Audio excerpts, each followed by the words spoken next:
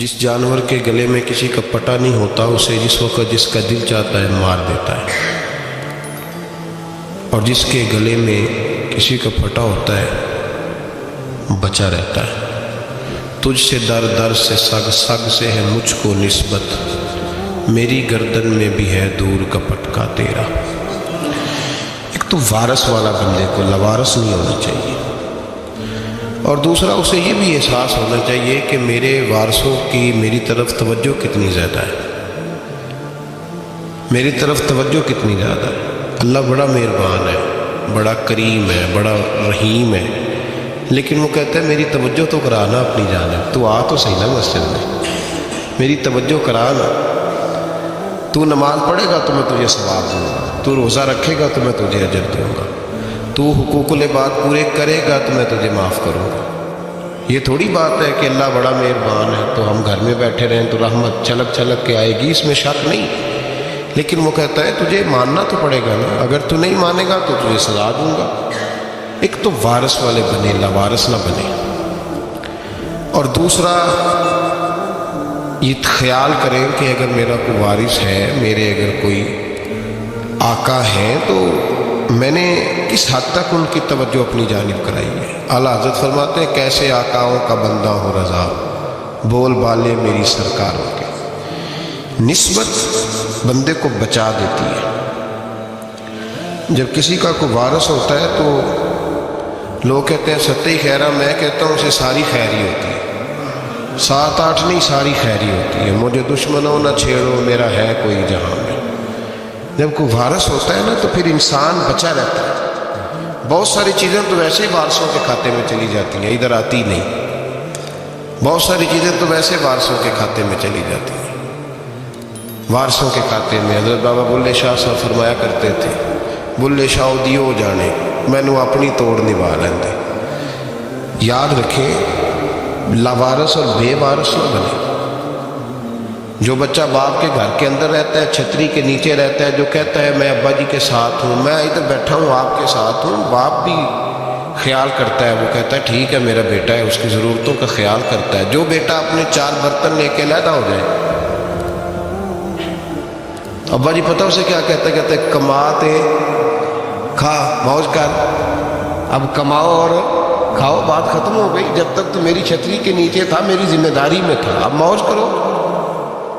اور بعض باپ ایسے بھی ہوتے ہیں جو کہتے ہیں بھئی وہ علیحدہ ہے، میرا اس کے سیاہ سفید سے کوئی تعلق، علیحدہ نہ ہو جائے، کبھی بھی علیحدہ نہ ہو جائے۔ جڑی بکری اجڑوں بچھڑی ہو بگیاڑا جوگی، علیحدہ نہ ہو جائے، اندر رہے، چھتری کے نیچے رہے، ادھر ادھر دائیں بائیں نہ بھاگے۔ قرآن مجید فرقان حمید کی سورہ انفال کی آیت نمبر 33۔ کفار مکہ نبی پاک صلی اللہ تعالی علیہ وسلم سے کہتے تھے کہ اگر ٹھیک ہے ہم نہیں مانتے معاذ اللہ تو آپ اللہ سے کہیں ہم پہ پتھر نازل کریں، آپ کہیں اللہ سے عذاب نازل کریں، کہیں اللہ سے۔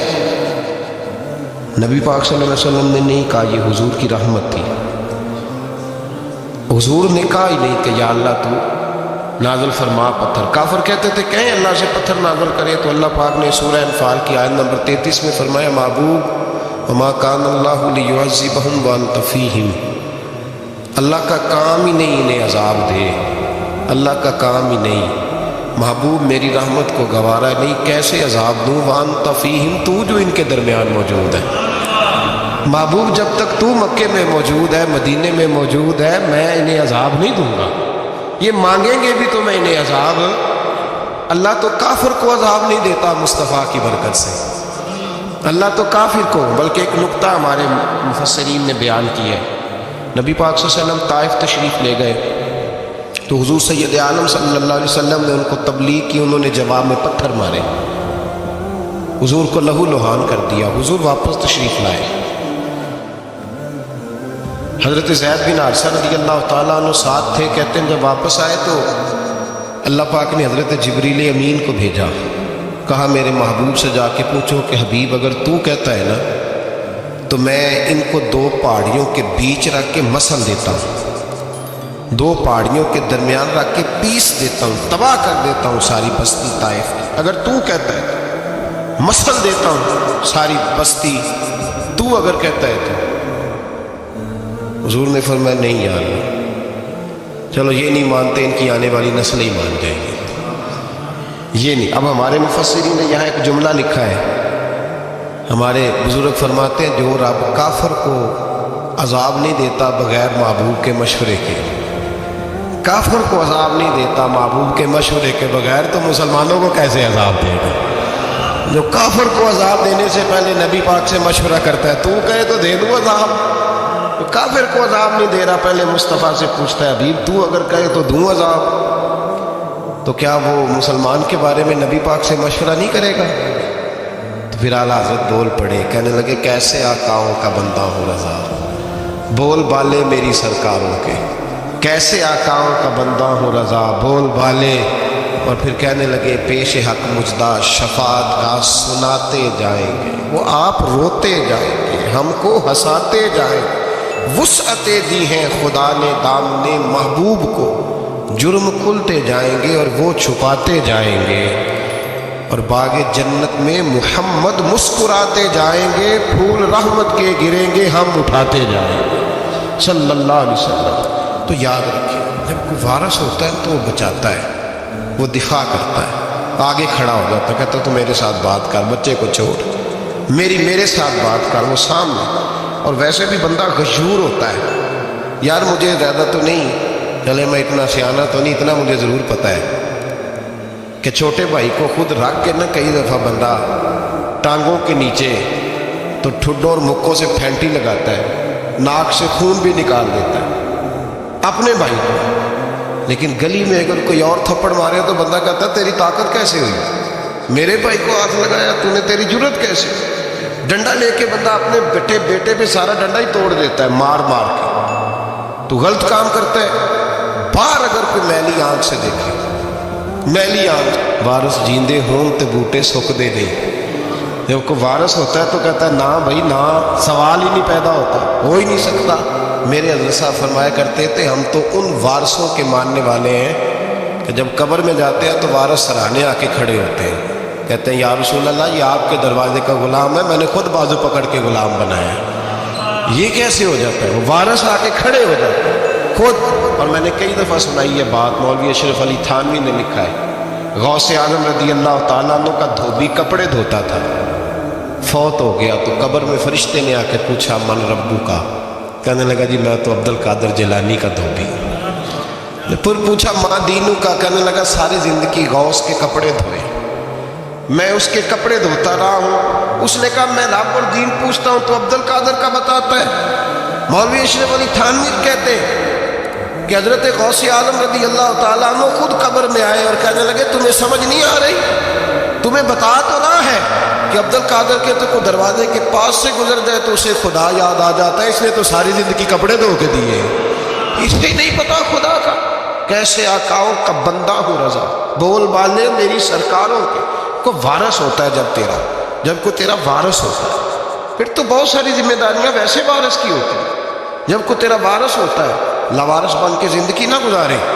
ہم نے کسی کو وارث بنایا ہی نہیں، بیعت بھی رسمی، عقیدت بھی رسمی، ارادت بھی رسمی، رسم ہی رسم، نام لکھوانے کے لیے بس کہہ دیا فلاں جگہ ہے۔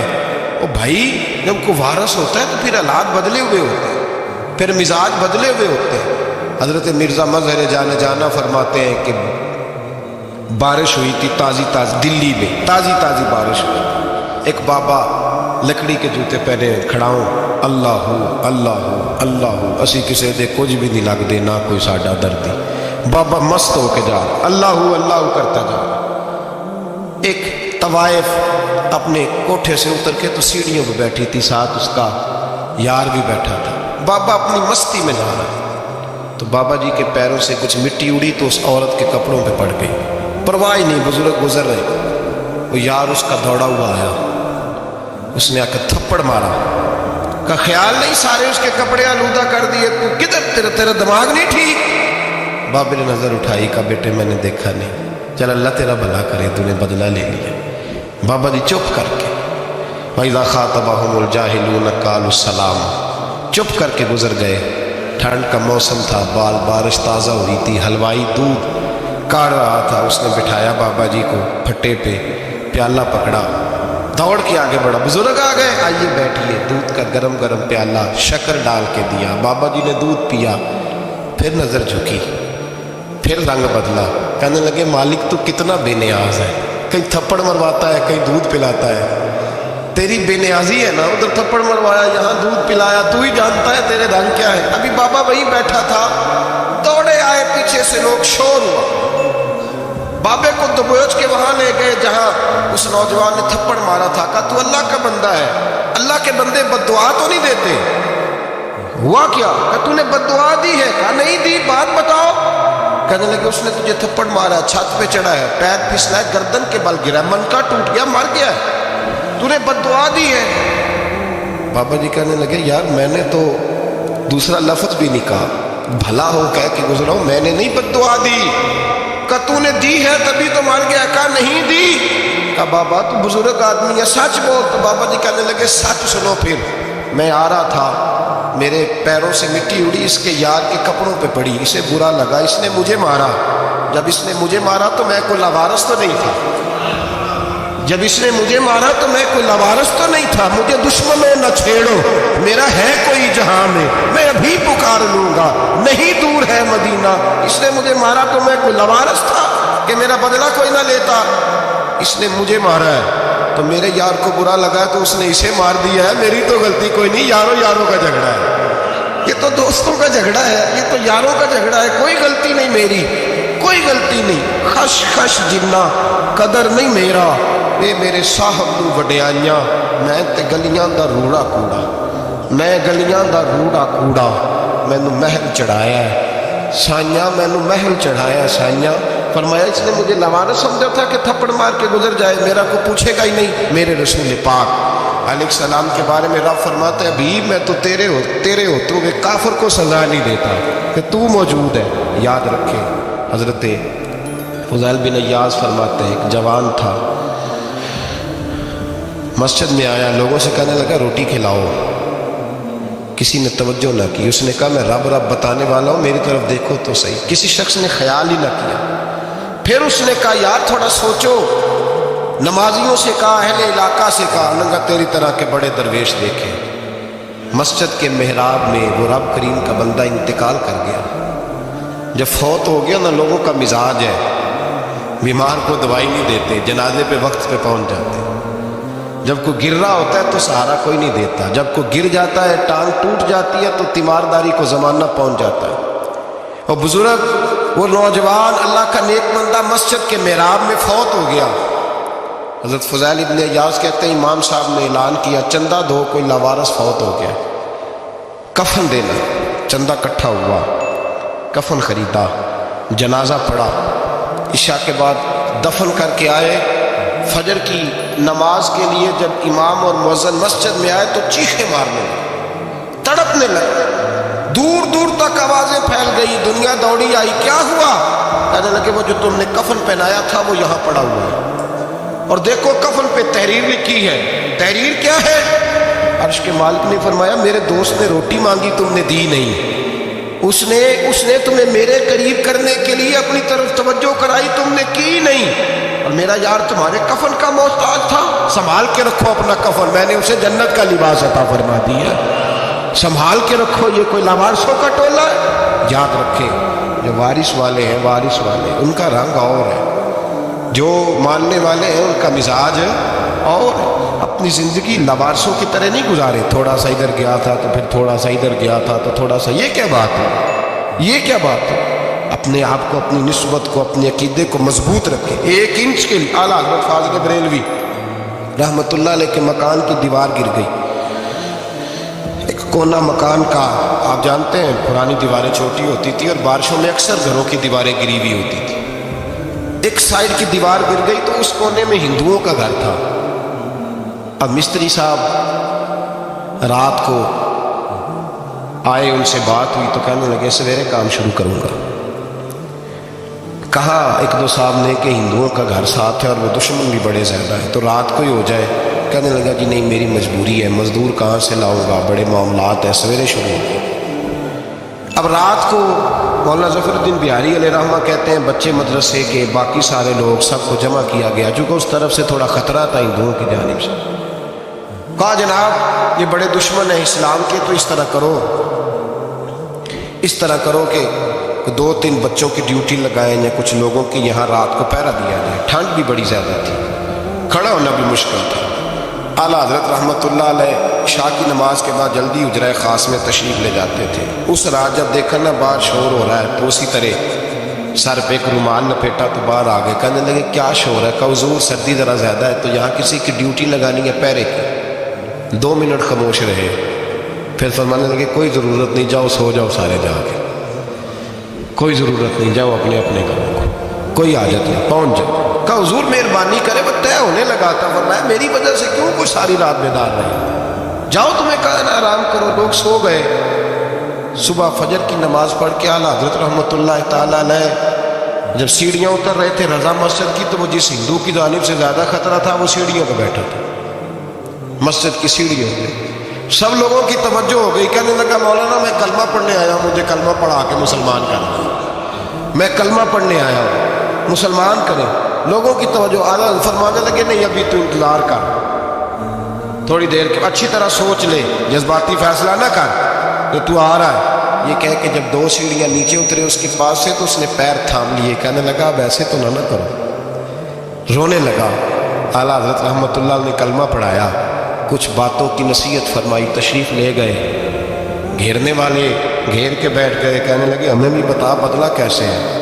کہنے لگا دیوار گر گئی، آدھی رات کے وقت، آدھی رات تک انتظار کرتا رہا، پہرے دار کوئی نہیں، تو 2 تلواریں لے کر جب میں ان کے مکان کی جانب بڑھا، میں نے کہا آج گردن کاٹوں گا اور کاٹ کر کے نکلوں گا۔ کہتا ہے جب میں قریب آیا تو 2 شیر کھڑے تھے، اوپر سے پلٹ کے آیا تو پھر کھڑے تھے، ادھر سے پلٹ کے آیا تو پھر کھڑے تھے۔ فرماتے ہیں میں 2 گھنٹے کے بعد آیا تو پھر پلٹ کے کھڑے تھے، میں پھر 1 گھنٹے کے بعد آیا، سحری کا وقت ہوگا تو پھر پلٹ کے کھڑے تھے، اب میں ڈر کے بھاگا۔ کہتے فاضل بریلوی نے اپنی کھڑکی سے منہ باہر نکالا، کہنے لگے اور کتنا تجربہ کرے گا؟ مجھے تو لاوارث سمجھتا ہے؟ لاوارث ہوں میں، اور کتنا تجربہ کرے گا؟ بس کر، مان جا۔ میں نے کہا حضور یہ کون ہے؟ مجھے بتائیے تو صحیح یہ کون ہے؟ تو کہنے لگے میں نے ساری زندگی رسول اللہ کی عظمت کا دفاع کیا ہے، ساری زندگی غوث اعظم کے نعرے لگائے ہیں، ابھی تو یہ مدد صرف غوث پاک جیلانی کی بھیجی ہوئی ہے، ابھی تو غوث اعظم کی بھیجی ہوئی مدد ہے، مولا علی ابھی پیچھے ہے، 2 جہاں کے محبوب ابھی اس سے پیچھے ہیں، وہ تو ابھی پیچھے ہیں، پیچھے کھڑے ہیں کہ ضرورت پڑی تو ہم بھی تیار بیٹھے ہیں۔ بھائی آج رواج ہو گیا، رواج، میں نے 2-4 دن پہلے بھی کہا تھا، لوگ کہتے ہیں نہیں کوئی نہیں ضرورت، سامنے سارا کچھ نظر آ رہا ہے۔ او خدا کے بندو یاد رکھو، نسبت ہے بڑی چیز، جانے تو وہ دور میں اگر کسی کو نسبت میسر آ گئی نا، نسبت، خالی دامن ہی مل گیا، تیرے ہاتھ میں کچھ ہے تو ہونی چاہیے نا، خالی دامن تجھے کسی کا میسر آ گیا تو بچ گیا۔ اپنی نسبتوں کی حفاظت کرے، ان کو مضبوط کرے، ان پر محنت کرے، ان پر توجہ رکھے۔ یہ نسبت جو ہوتی ہے نا، نسبت، یہ دیکھیں نا ایک گتا ہے، عام کتاب کو لگا ہوا ہے تو جہاں مرضی رکھ دو، اس کی کوئی قدر نہیں، لیکن جو گتا قرآن مجید کو لگ گیا ہے اس کو بغیر وضو چھونا جائز ہے۔ ایک پٹھے پہ اینٹ بنی ہے، جو باتھ روم میں لگ گئی وہاں بغیر جوتے کے جایا نہیں جا سکتا، اور جو مسجد میں لگ گئی وہاں جوتے پہن کے جایا نہیں جا سکتا۔ یہ نسبت ہے بڑی چیز، اگر میسر آئے نصیب ہو، اپنی نسبت کو مضبوط کر کے رکھا کریں، اس کی جولانی کا مظاہرہ کیا کریں، اس نسبت میں روز توانائی آنی چاہیے۔ میں آپ کو بڑی ذمہ داری کے ساتھ ایک بات بتاتا ہوں تجربے کی، ہمیں جتنا کسی نے آ کے کہا ہے نا نسبت کے خلاف، ہماری نسبت اس سے زیادہ مضبوط ہوئی۔ ہمیں جتنا کسی نے آ کے کہا ہے نا جی آپ کو کیا ملا، آپ کو کیا ملا، تو ہم نے اتنا کہا یار جیسے جیسے تو کہتا جاتا ہے ہماری تو نسبت میں اضافہ ہوتا جاتا ہے، ہمارا تو مزاج بدلتا جاتا ہے، روز ایک نیا پردہ کھلتا ہے، روز ایک نیا رنگ واضح ہوتا ہے، روز ایک نئی توانائی۔ ابھی تھوڑے دن کی بات ہے، ایک مولانا شرف الدین صاحب ہے، مفتی صاحب، میرے حضرت صاحب کے مرید ہوئے، مفتی تھے، عالم آدمی تھے، سرکار تاج الشریعہ، ہمارے شہر سے بیعت کی۔ اب ہمارے حضرت صاحب کا اس وقت حال وہی ہے، وَرَأَيْتَ النَّاسَ يَدْخُلُونَ فِي دِينِ اللَّهِ أَفْوَاجًا۔ اب فوجوں کی فوجیں لوگ آتے ہیں. ہم نے دیکھا ہے صرف خالی مرید ہونے والے بار سینکڑوں کی تعداد میں ہزاروں لوگ بیٹھے ہیں کہ صرف بیعت اتنا کہہ دیں ہم نے قبول کیا. اس عالم میں جہاں حضرت صاحب کا اعلان ہو جائے کہ تشریف لا رہے ہیں وہاں لاکھوں کا مجمع جمع ہو جاتا ہے اور ایک جھلک دیکھنے کو لوگ ترستے رہتے ہیں. یہ کیفیت ہم نے دیکھی. وہ دور گزر گیا. کبھی ایسا بھی ہوتا تھا ایک میں ہوتا تھا ایک تو ہوتا تھا اور تیسری تنہائی ہوتی تھی. وہ دور بیت جاتا ہے. وہ لمحے کسی کسی کو نصیب آتے ہیں. حضرت کا وہ مولانا شریف الدین صاحب کہتے ہیں مرید ہوا تو مرید ہوا مجمع میں رسی حضرت پھینکتے ہیں یا چادر پھینکتے ہیں تو پکڑ کے مرید ہوا تو ساتھ ساتھ اور چادریں باندھی تھی لوگوں نے پکڑی ہوئی تھی.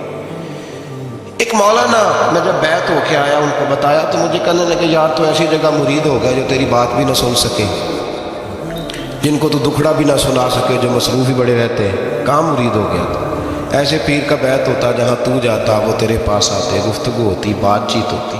کہتے جب انہوں نے مجھے بہت زیادہ قائل کیا نا بہت زیادہ تو میں نے ارادہ کر لیا. میں نے کہا بات ٹھیک ہے بیعت کہیں اور ہونا چاہیے تھا. کہتے میں عشاء کے بعد سویا تو حضرت صاحب مجھے خواب میں ملے, خواب میں, اور فرمانے لگے مولانا جب آپ مرید ہوئے تھے تو آپ اس جانب بیٹھے تھے, اس کونے میں آپ تھے, اتنے لوگ آپ سے پہلے تھے, اس حال میں آپ مرید ہوئے تھے, اور جہاں تک بات چیت کرنے کی بات ہے تو آپ نے جو دل میں سوچا تھا وہ میں نے آ کے آپ کو بتا دیا ہے. پھر بھی بڑی ضرورت ہو تو میرے صاحبزادے کا نمبر لے لیں اور فون کر لیا کریں, بات ہو جایا کرے. کہتے ہیں یہ ابھی بات ہو ہی رہی تھی کہ میرے دروازے پہ دستک ہوئی تو میری آنکھ کھل گئی. میری آنکھ کھلی تو میں پریشان ہو کے نمبر تو ملا نہیں. ایک انجینئر صاحب میرے محلے میں رہتے تھے, فرماتے ہیں وہ شام کو میرے پاس آئے اور کہنے لگے مولانا سنا ہے آپ حضرت مفتی اختر رضا صاحب سے مرید ہو گئے. میں نے کہا ہاں. تو کہنے لگے میں ان کے مدرسے میں کام کر کے آیا ہوں, میرے پاس ان کے بیٹے کا نمبر ہے, چاہیے آپ کو؟ نمبر ہے چاہیے. کہتے ہیں نمبر مجھے وہ شام کو گھر آ کے دے گئے. اب جب میں آستانہ نور پہ بریلی شریف ملنے کے لیے حاضر ہوا تو میرے دل میں خیال آیا, جب میں اندر گیا نا تو میرے دل میں خیال آیا حضور خواب جو آئی تھی اتنی بھی جلدی کیا ہے, ذرا ٹھہر جائیے, آپ ملے جو تھے تو صاحب نمبر بھی دے ہی جاتے. میرے دل میں خیال آیا تو السلام علیکم کے بعد حضرت کہنے لگے مولانا مجھے تو جلدی کوئی نہیں تھی, آپ کے دروازے پہ دستک ہو گئی تھی. مجھے تو کوئی جلدی نہیں تھی, آپ کا دروازہ بجنے لگا تھا, مجھے تو جلدی کوئی نہیں تھی لوٹنے کی. ہر مشکل دی کنجی یارو ہاتھ مرداں دے آئی, اور مرد نظر کرے جس ویلے مشکل رہے نہ کائی.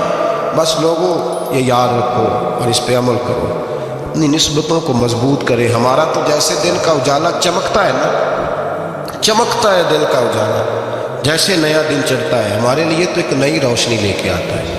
اپنے آپ کو بیدار رکھیں. سورج اگر باہر پورا نکل آئے نا تو جو آدمی آنکھیں زور سے بند کر لے اسے کوئی شے نظر نہیں آتی.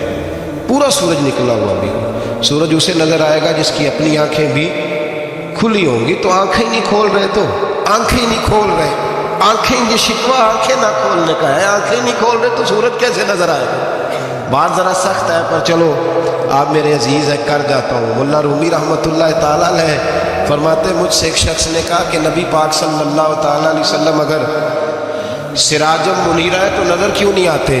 تو میں نے کہا الو اگر آنکھیں بند کر لے تو اسے کوئی شے نظر نہیں آتی. آنکھیں بند کر لے تو اسے کوئی شے نظر, تو آنکھیں تو کھولنا, آنکھیں کھول. یہاں میں اپنے کمرے میں یوں پردہ آگے کر کے لائٹ بند کر کے باہر شور مچاؤں, سورج کوئی نہیں, سورج کوئی نہیں, تو مجھے کوئی بندہ کہے گا پاگل ہے, اس طرح کر, باہر نکل, ادھر آ تجھے دکھاؤں سورج ہے کہ نہیں, تیری تو اپنی آنکھیں بند ہے.